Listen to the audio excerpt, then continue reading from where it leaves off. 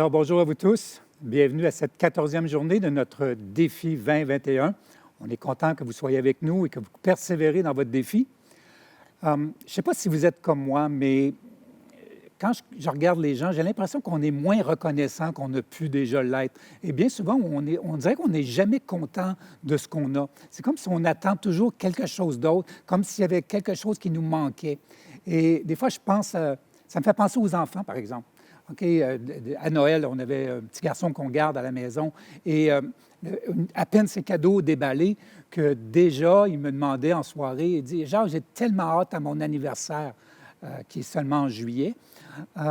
Pourquoi tu as hâte à ton anniversaire? » Je lui ai demandé. Bien, il m'a dit « Je vais avoir d'autres cadeaux. » Alors, c'est comme si les cadeaux qu'il avait eus, c'était jamais assez, il fallait en avoir d'autres. Ou encore, quand je fais une sortie avec mes petites filles, on fait des sorties, on fait des activités, et on n'a pas débuté l'activité que déjà, ils me demandent « Papy, qu'est-ce qu'on fait après? » Et on est toujours en train de se demander qu'est-ce qu'on va faire, qu'est-ce qu'on va recevoir, qu'est-ce qu'on n'a pas, et on oublie ce qu'on a, et on oublie surtout le moment présent de ce que nous avons, de ce que nous faisons. Et c'est un peu la même chose quand on prie ou dans la prière. L'une des grandes vérités dans la prière, c'est la reconnaissance, ou comme dit la Bible, l'action de grâce. La prière et la reconnaissance sont comme deux sœurs qu'on doit mettre ensemble. Ils sont étroitement liés et ils sont inséparables, on peut dire. L'action de grâce, ce n'est pas simplement une forme de prière, c'est une attitude dans la prière.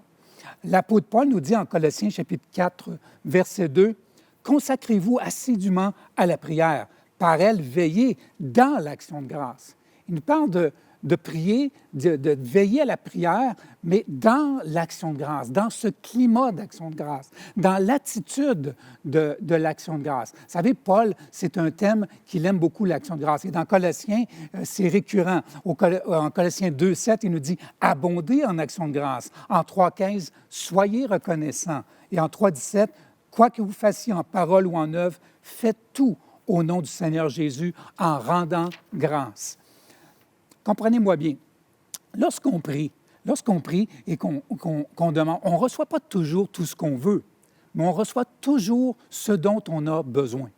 On reçoit toujours, Dieu pourvoit toujours à nos besoins. Dieu s'occupe toujours de nos besoins et il faut être reconnaissant parce que Dieu prend soin de nous. On est peut-être déçu des fois parce qu'on n'a pas eu ce qu'on voulait, comme l'enfant qui n'a pas eu ce qu'il voulait, mais on a toujours ce dont on a besoin.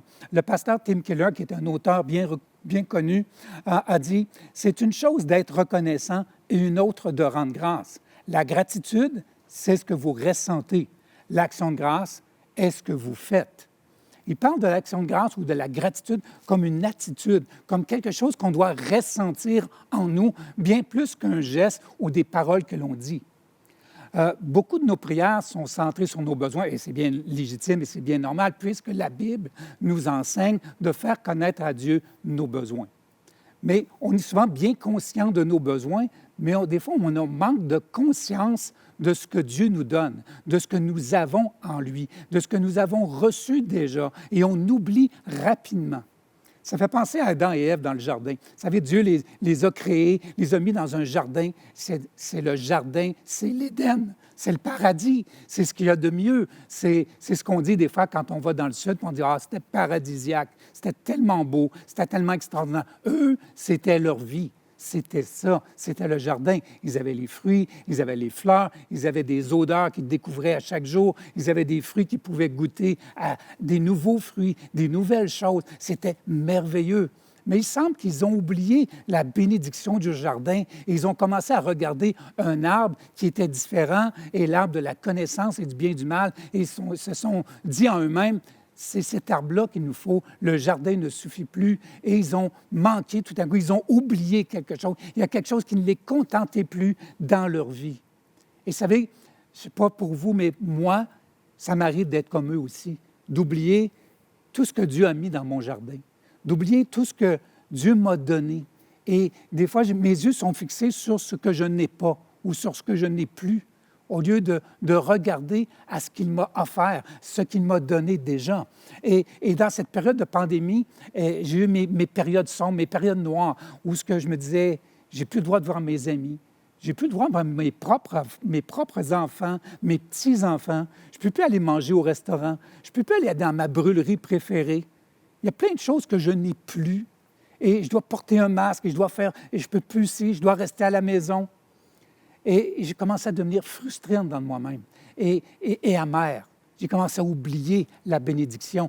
Pourtant, je lisais ma Bible, je priais, je faisais du ministère, Dieu bénissait plein de choses autour de moi. Mon Église était bénie et tout cela, et je le reconnaissais, mais j'étais frustré. Et je faisais subir mon attitude à ceux qui m'entouraient. Et mon épouse dirait « T'es plate ». Okay, t'es plate, j'étais plate. Okay? J'étais comme une huître qui s'était refermée sur elle-même. Je parlais quasiment plus. J'étais dans ma bulle.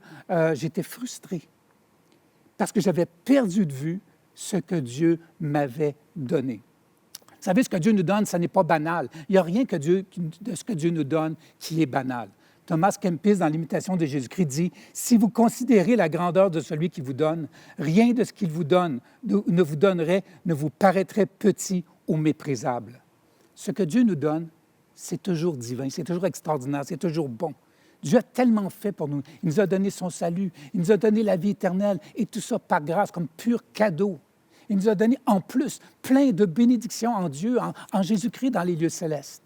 Dieu nous comble constamment de ces bénédictions et on oublie et souvent on ne regarde que ce qui nous manque.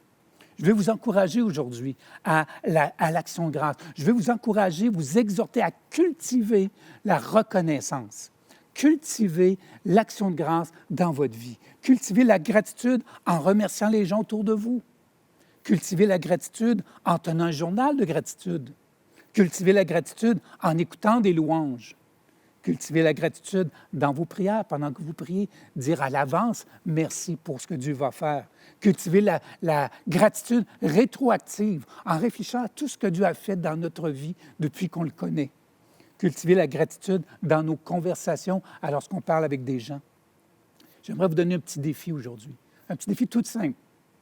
Lire l'Épître aux Éphésiens, les 3 premiers chapitres de l'Épître aux Éphésiens, chapitres 1, 2 et 3, et prendre un surligneur et surligner tous les endroits où ce que Dieu vous bénit, où Dieu vous a donné quelque chose. Ça nous parle qu'il nous a comblés de bénédictions en Jésus-Christ, qu'on est assis avec lui dans les lieux célestes. Il y a plein de belles choses. Il y a au moins 25 éléments que vous pouvez surligner à Éphésiens 1, 2 et 3.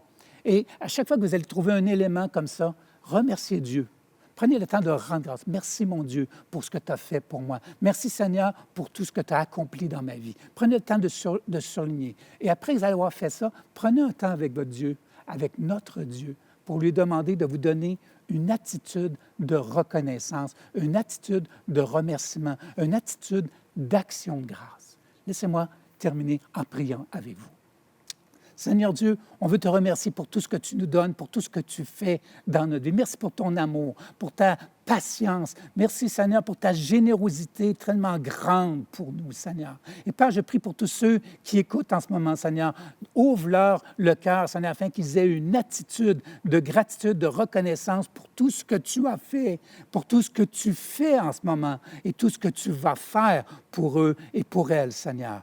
Père, je te demande de bénir et de nous ouvrir et de garder nos cœurs, Seigneur, disposés au remerciement et à l'action de grâce. Dans le nom de Jésus, je te le prie.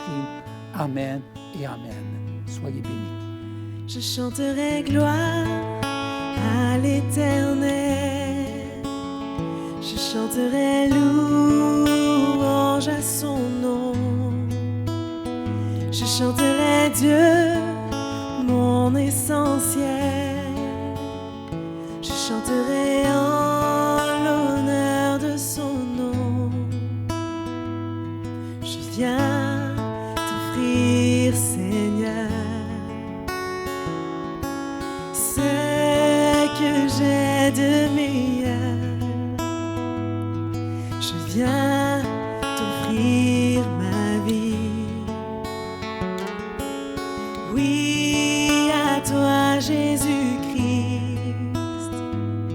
Et même si je suis fragile, même si c'est difficile, je chanterai gloire à l'Éternel.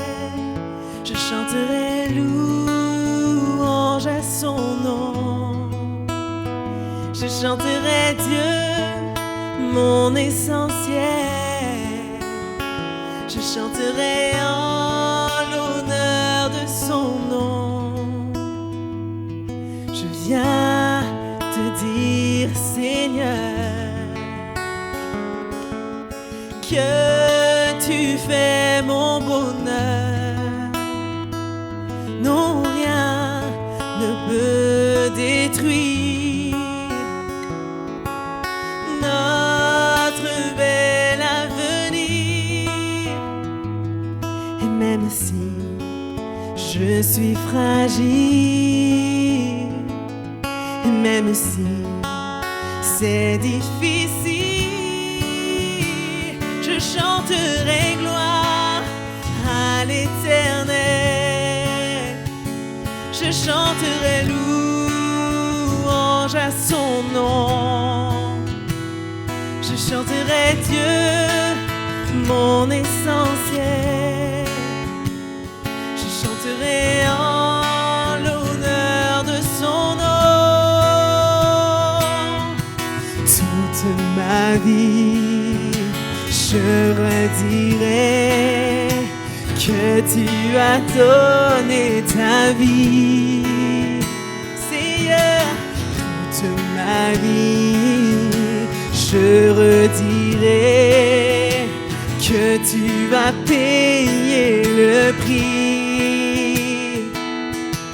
Toute ma vie, je redirai que je ne vis que pour lui.